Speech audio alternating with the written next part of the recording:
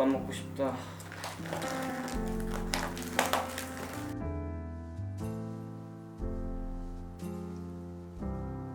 아들, 엄마. 뭐 하고 있었어? 나 밥 먹고 있어. 아, 지금 잘 챙겨 먹고 있지. 잘 챙겨 먹고 다녀. 걱정하지 마요, 나 뭐. 또 엄마 나 밥 먹고 씻어야겠다. 이따 전화할게요. 잘 자라. 들어가세요. 끊는다.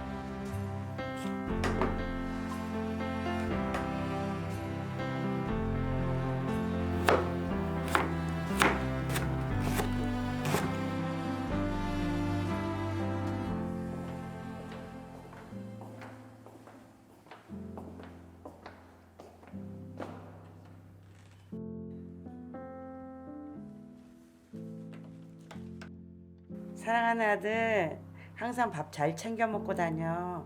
시간 나면 엄마한테 얼굴 좀 비춰주고. 사랑한다, 아들아.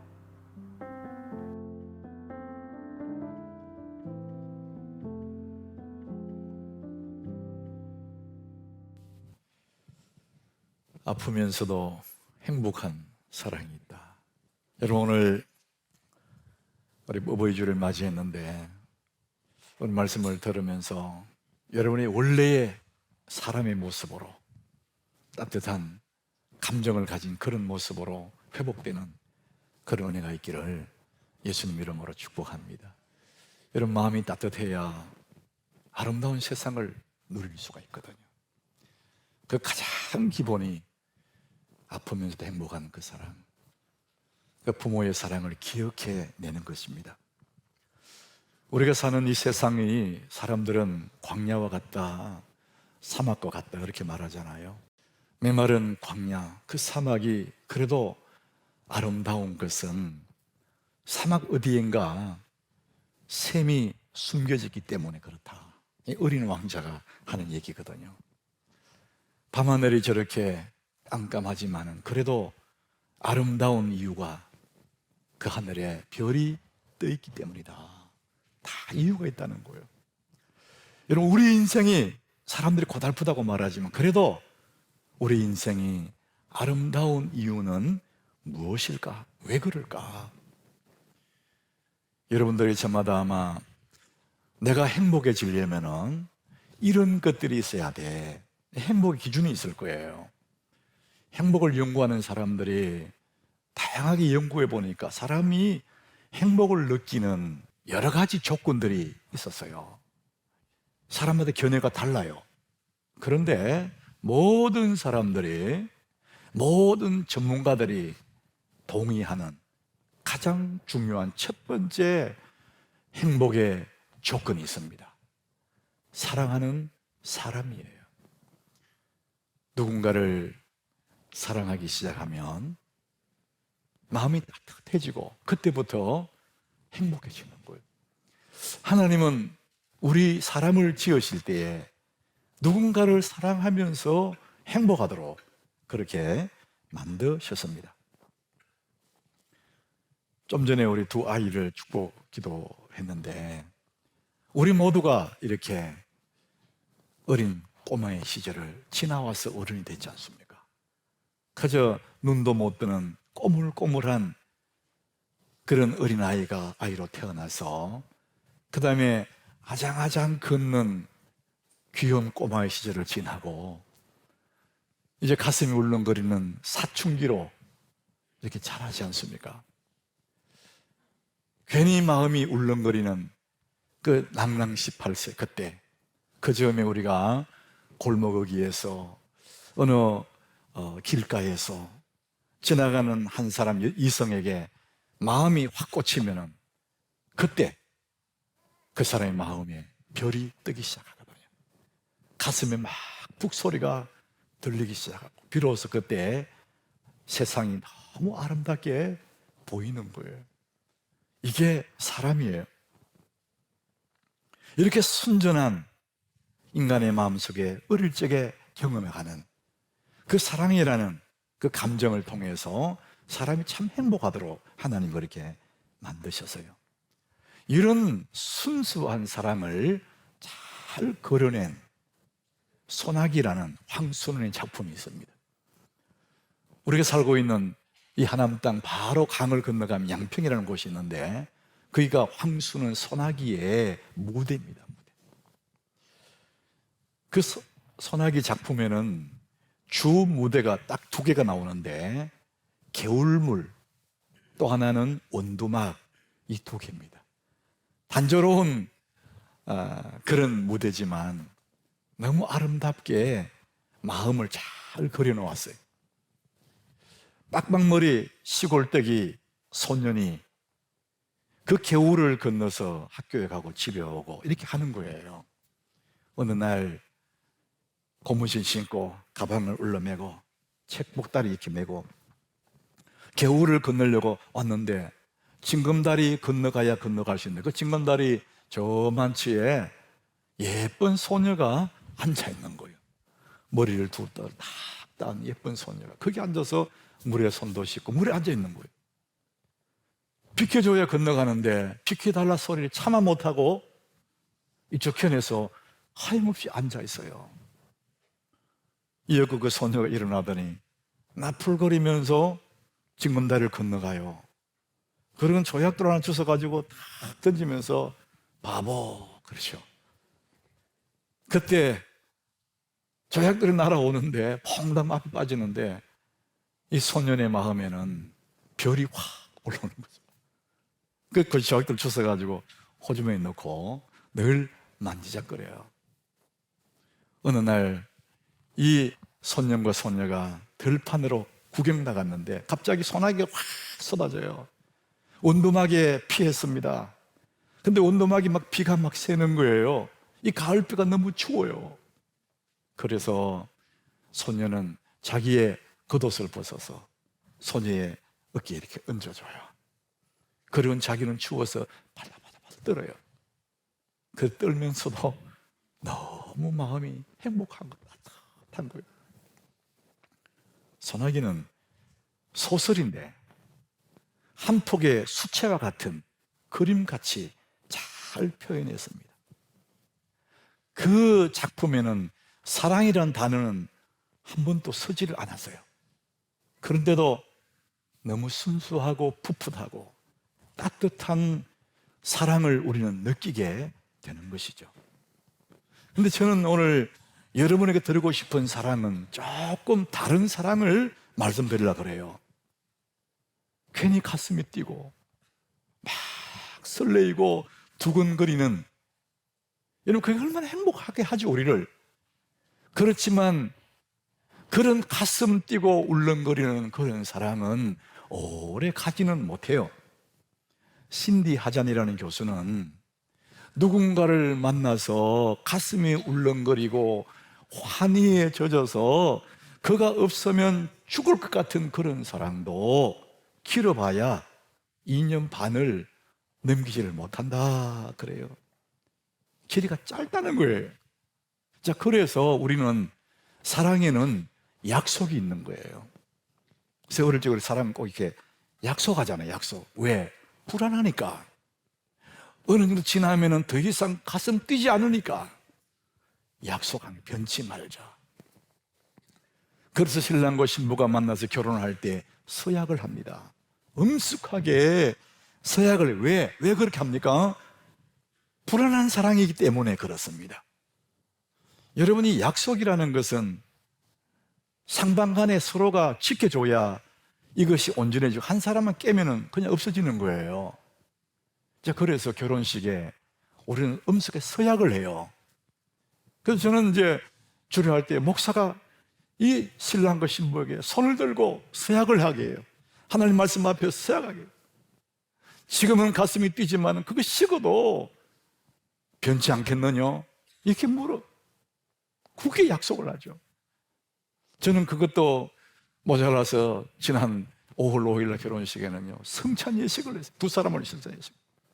그리스도의 몸을 나누고 그리스도의 피를 나누는 성찬 예식을 했어요. 그리고 결혼 선언문을 두 사람 사인을 넣고 내 사인을 넣은 패를 만들어 주었어요. 왜 그렇게 합니까? 인간의 사랑이라는 것이 온전하지 않기 때문에, 불안하기 때문에 약속하고 약속하고 또 약속하는 거예요. 그런데 여러분, 이런 약속하지 않아도, 그런 서약을 하지 않아도 변함없는 사랑이 있어요. 가슴이 울렁거리지 않아도 깊은 행복을 느끼는 그런 사랑이 있어요. 그게 오늘 말씀의 제목처럼 아프면서도 행복한 사랑이 있다. 여러분, 아프면서도 행복한 사랑이 어떤 사랑일까? 짝사랑입니다, 여러분. 여러분, 짝사랑 안 해보셨어요? 서럽고 아프죠? 근데 행복해요. 이 짝사랑은 약속이 없어요. 상대와 약속한 적이 없어요. 근데 혼자 일방적으로 사랑하는 거예요. 젊은 베르테르의 슬픔은 그 짝사랑을 잘 설명해 줘요. 이 젊은 베르테르이 어느 무도회에 가서 첫눈에 반한 한 여자를 만나는데 그 여자 이름이 로테입니다. 로테는 이 젊은 베르테르의 눈에는 눈부시도록 아름다웠어요. 그런데 그 마음이 확 꽂혔지만은 그 로테는 이미 약혼한 사람이 있어요. 그리고 결국 그 약혼했던 그 사람과 결혼을 해서 시집가죠. 그 상심을 못 이겨서 이 젊은 베르테르는 스스로 세상을 하직해버려요. 많은 젊은이들이 이 작품을 읽고 서럽게 울고 같이 아파하고, 그래서 베르테르 효과가 그런 것도 있었답니다. 사회적으로 무리가 있는 그런 일도 있었대요. 근데 여러분, 이 짝사랑이 아름답다고 하지만은, 일방적인 사랑을 하지만은 문제는 뭐냐? 욕심이 들어있어요. 내가 너를 사랑하기 때문에 그 사랑을 소유하고 싶은 욕망, 욕심, 이것이 무너질 때 자기 인생도 무너지고, 이거 무너질 때 그 사람을 원수처럼 여기기도 하고, 이게 인간이라는 것이죠. 인간의 이기심, 인간의 욕망, 소유욕, 자기 이익이 들어있는 것이죠. 근데 그것은 짝사랑이 아름답다고 말하지만 사실은 그게 온전한 사랑은 아니에요. 진짜 사랑을 고린도전서 13장 성경에 말합니다. 5절에 사랑이 15가지를 말하는데 그 중에 몇 가지가 뭐냐? 사랑은 무례히 행하지 아니하며 자기의 유익을 구하지 아니하며, 이렇게 말합니다. 자기의 유익을 구하지 않는다. 이게 진짜 사랑이라는 거예요. 나의 이익을 추구하지 않으면서도 끝없이 상대만을 위한, 상대가 잘 되기만을 위한 그 마음, 그 사랑, 이것이 아프면서도 행복한 사랑이에요. 이게 하나님의 사랑이고 부모의 사랑이에요. 부모라는 이런 존재를 통해서 하나님의 사랑의 한 조각을 우리에게 보여주는 거예요. 오늘 본문의 말씀이 그래요. 오늘 이 본문의 말씀 보면 애타는 어미의 모습을 보게 되는 거예요. 너무 가슴 아파하는 엄마의 마음. 예수님이 들어와 시돈 지방으로 가셨다. 오늘 성경이 그렇게 시작하죠. 이 도로와 시돈은 이스라엘 저 북쪽 해변가 이방의 땅입니다. 예수님이 거기 갔을 때에 그 지방에 있는 한 여자가 예수님 만나러 나와요. 22절에 보니까 가나안 여자 하나가 그 지경에서 나와서 소리질러 이르되 주 다윗의 자손이여 나를 불쌍히 여기소서. 이 가나안 여자가 예수님께 나와서 불쌍히 달라고 하는 이유가 뭐냐? 내 딸이 흉악하게 귀신 들렸나이다. 자기 딸의 문제로 예수님께 나왔어요. 이 여자가 딸의 문제로 예수님께로 왔습니다.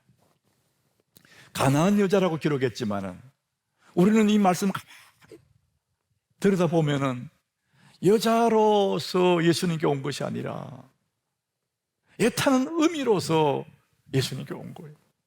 그 예쁘던 딸이 아장아장 또 눈에도 아프지 않는 그 딸이 잘 자라줘서 어엿한 숙녀의 모습을 돼갈 때쯤에 흉악한 귀신이 들었다는 거예요. 그러니까 절규하는 마음으로 애타는 어미의 모습으로 예수님께 나온 거예요. 예수님이 그 엄마의 부르짖음에 3가지 반응을 해요. 자, 첫 번째 반응은 23절입니다. 예수는 한 말씀도 대답하지 아니하시니 그렇게 울면서 내 딸을 불쌍히 달라 그러는데 주님은 반응이 없어요. 모른 척, 못 들은 척 이렇게 하는 거예요.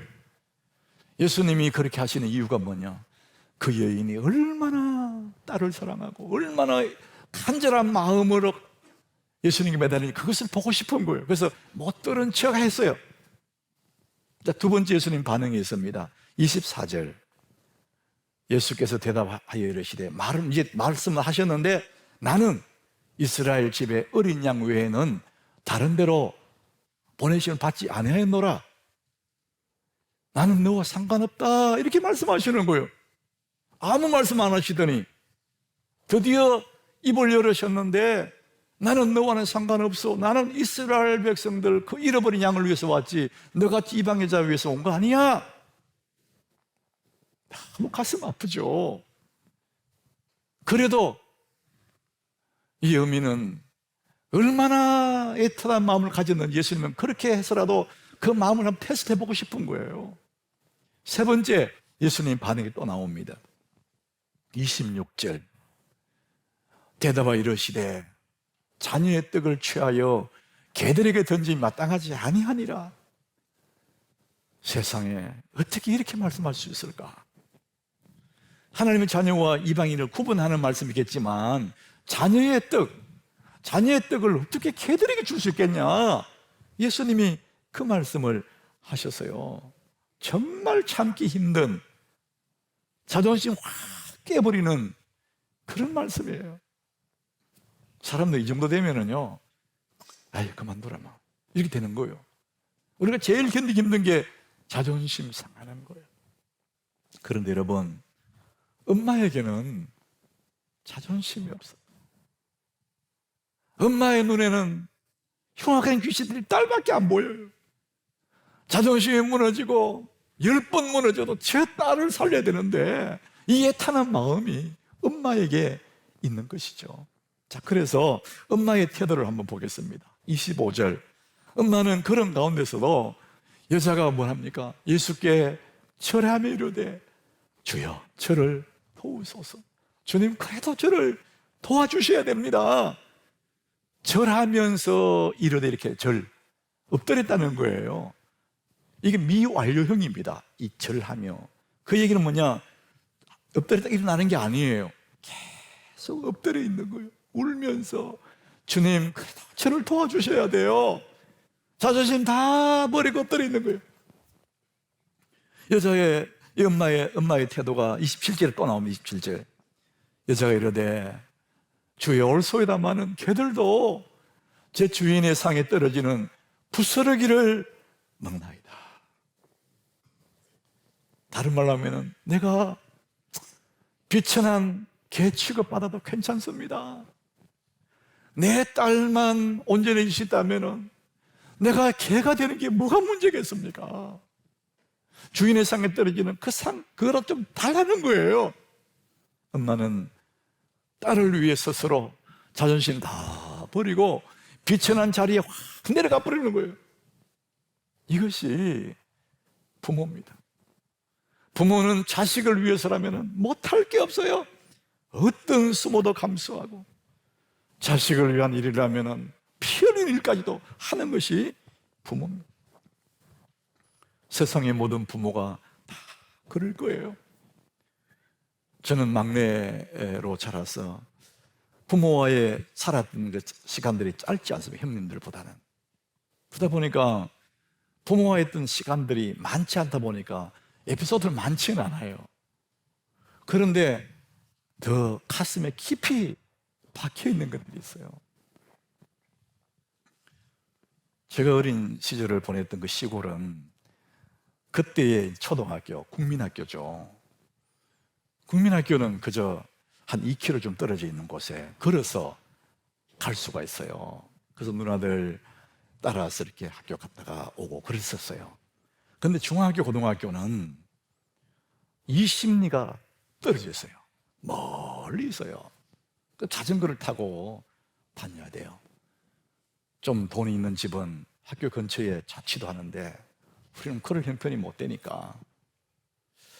저는 우리 집에 아무것도 없는 거 내가 알기 때문에 늘 부모님한테 돈 달라 소리를 못 해요. 근데 등록금이 나와요, 등록금. 등록금은 내야 되잖아요. 근데 돈 없는 거 뻔히 아는데 어떻게 달라 그래.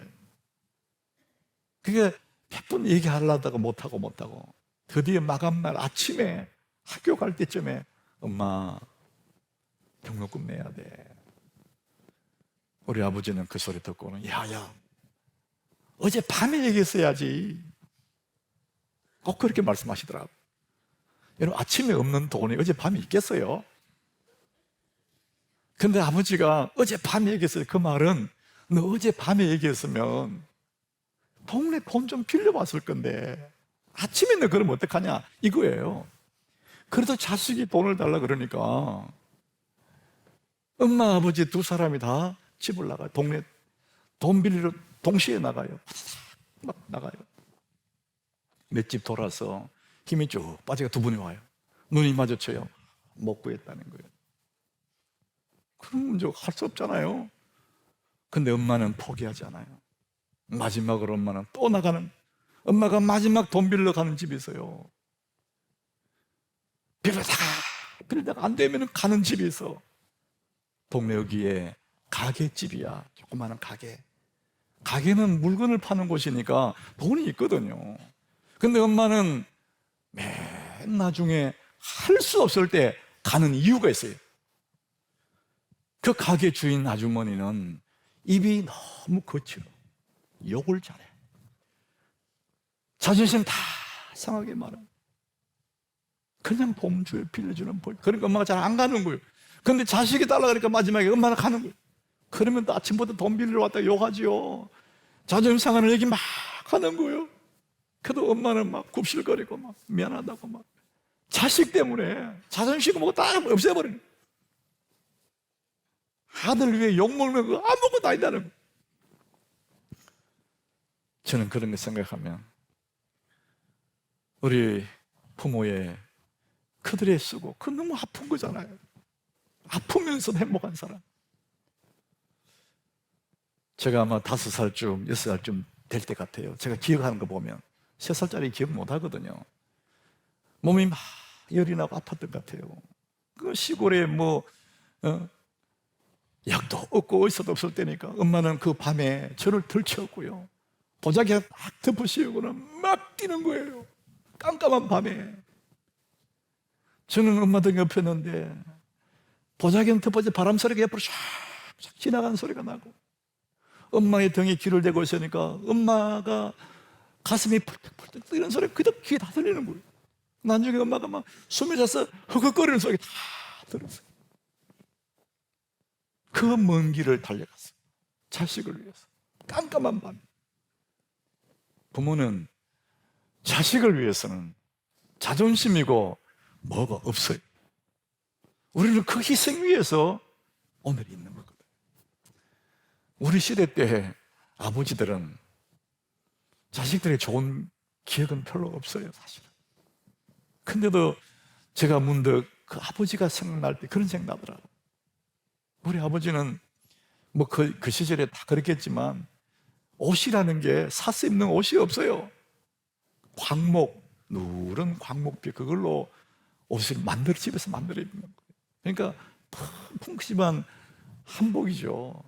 위에 한복. 그거 텅텅 걷고 여름엔 덥다고 다리도 걷고 겨울엔 내리고. 아버지가 여름에 덥다 다리 둥둥 거든 그 다리 종아리가요 너무 깡말랐더라고요. 새까맣고 무거운 짐을 지는데 바들바들 떨면서 짐을 지고 저는 그걸 수없이 봤어요. 그냥 껍질만 이렇게 붙어있는 것 같아요. 바들바들. 삶의 짐이 그렇게 무거웠어요. 그 희생 위에 우리가 있는 거예요. 인간의 몸에서 나오는 소중한 것이 3가지가 있대요. 땀과 눈물과 피라 그래요. 우리 엄마 아버지들은 이 3가지를 다 흘렸어요. 피눈물을 흘리면서 자식이 일이라면은 피눈물도 흘리는 거예요.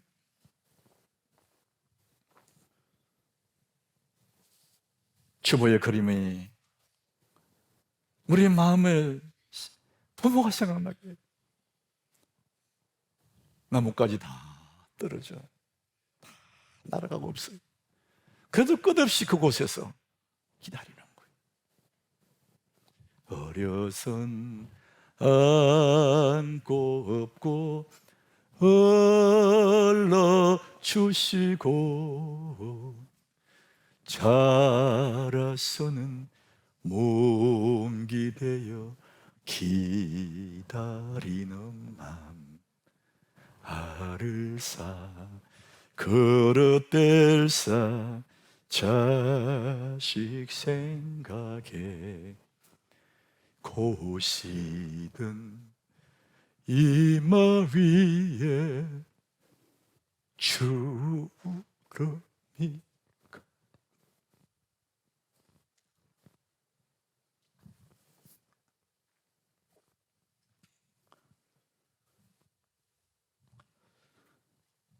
아프지만 행복한 사람. 하나님의 사랑이 그렇고 부모의 사랑이 그렇습니다. 너무나 아파도 너무나 행복한 영원한 짝사랑. 나쁜 짓 해도 가슴에 못을 박아도 끝없이 사랑하는 행복한 그 사랑. 너무나 아프지만 행복한 그 짝사랑. 이게 음이의 사랑이고 아비의 사랑이라는 거예요. 오늘 본문의 여인이 그 자존심 상해도 다 버리고 엎드려 부르짖는 그 여인에게 오늘 28절 보세요. 예수님이 드디어 응답하십니다. 이에 예수께 대답하여 이르시되 여자여 내 믿음이 크도다 내 소원대로 되리라 하시니 그때부터 그의 딸이 나으니라. 엄마의 눈물이 딸을 살린 거예요. 엄마의 가슴 저미는 큰 눈물이 예수의 손을 움직이게 하는 것입니다. 사랑하는 여러분, 우리는 다 자식이었고 한 번은 부모가 되는 우리들입니다. 필립스 브룩스라는 목사님이 계셨는데 이 목사님이 이제 어머니가 돌아가셔서 어머니의 무덤 앞에 비석을 세울 때 이 비석에 내가 뭐라고 쓸까? 엄마가 나를 어떻게 키웠지? 생각하다가 오늘 이 본문의 말씀 마태복음 15장 28절 여자여 내 믿음이 크도다 이것을 새겨준 거예요. 이분이 생각해 보니까 이 가난한 여자같이 자기 엄마도 자기를 위해서 피눈물을 흘리는 거예요. 자존심 다 버리고 아픔도 버리고 희생하며 자기를 키웠. 그래서 엄마의 무덤 앞에 여자여 내 믿음이 크도다 엄마의 사랑을 그렇게 표현한 거예요. 여러분 우리가 어떻게 하나님의 은혜를 갚을 길이 있겠어요? 자식이 무엇으로 부모의 은혜를 갚겠어요? 그저 우리는 그 부모님의 사랑을 알아주는 거예요. 너무 수고하셨군요. 엄마의 희생 고맙습니다. 기억해 주는 것만으로도 부모의 짝사랑은 너무나 행복한 거예요. 우리가 오늘 이렇게 살아있는 것은 하나님 은혜이고 부모의 은혜인 줄 여러분 기억하시기 바랍니다. 이사야 53장 5절에 우리의 삶 그 뒤에 너무나 적나라한 희생을 잘 기록했어요. 그리스도의 희생. 그가 찔림은 우리의 허물 때문이에요. 우리 허물 때문에 그리스도가 찔리셨다는 거예요. 그가 상함은 우리의 죄악 때문이라. 우리가 막 빗나갈 그때도 그가 상함으로 우리가 이렇게 오늘 있지 않습니까? 그가 징계를 받음으로 우리가 평화를 누리고 그가 채찍에 맞음으로 우리가 나음을 받아보다. 그리스도의 그 아픈 고난들은 다 나를 위한 것입니다. 하나님의 사랑을 조금 닮은 그 엄마의 아버지의 사랑이 바로 이런 사랑 아닙니까? 사랑하는 여러분, 하나님의 그 은혜, 부모님의 그 사랑, 영원한 짝사랑을 여러분 알아주고 기억해 주므로 여러분의 부모님이 행복해하는, 그래서 아프지만 행복한 그 사랑에 여러분 매개체가 되셔서 이 땅에서 하나님의 은혜를 기억해낼 줄 아는, 부모의 은혜를 생각할 줄 아는 그런 성숙한 그리스도인이 되시기를 예수님 이름으로 축복합니다.